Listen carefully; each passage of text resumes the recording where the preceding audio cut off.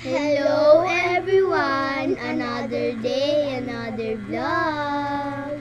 Alam niyo ba guys na umalis na si Kuya Ace? Dahil yon kay Sir Manix. At kasalanan niya yon. Oo nga guys, lalo ako nasasaktan sa kanilang dalawa ni Ate Nika. Pero ang nandyan po sa utak ko guys na kasalanan rin ni Kuya Ace na nagtabi siya natulog kay Ate Riri at kay Ate Nika. Diba guys, delikado yun guys. Kung may kuya ka, katabi kayo, baka may gawin siya sa iyong masama. Anong gawin mo guys? So, please guys, huwag kayong magtabi-tabi. Sir Manix, grabe ka naman po makasabi kay Kuya Ace. Nasasaktan na po yun po siya at naiiyak po ako sa pag-uwi niya guys. Pero Sir Manix, okay lang po na pagsabihan niyo po ang ganyang Kuya Ace kasi po tama po yun na sinabihan niyo po siya ng ganyan. At saka po Sir Manix na iiyak talaga ako nung pag-hug ni Ate Nika kay Ace sa last po. Yes po, Sir Manix. At sana po mapansin niyo po ang vlog na ito.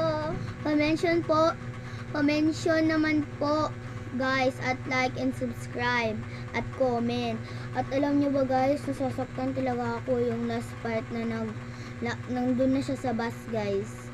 Umiyak nga si Perfect.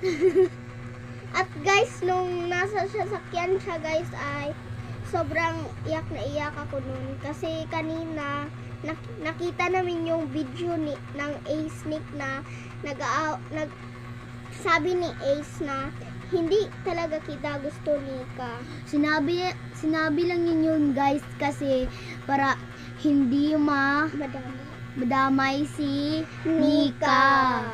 At yan guys, sobrang nasasaktan kami at sana na po maibalik na po yung Ace Nick. Opo guys, sana po guys. At yung Corselane po. Kasi Oo.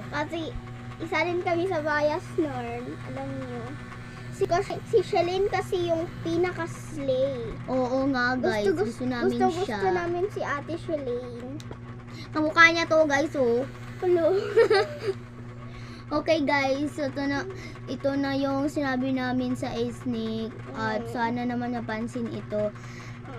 At alam nyo ba guys, nasasaktan talaga ako guys, na iyak talaga ako sa last part. So guys, bye! And thank you for watching. Please comment,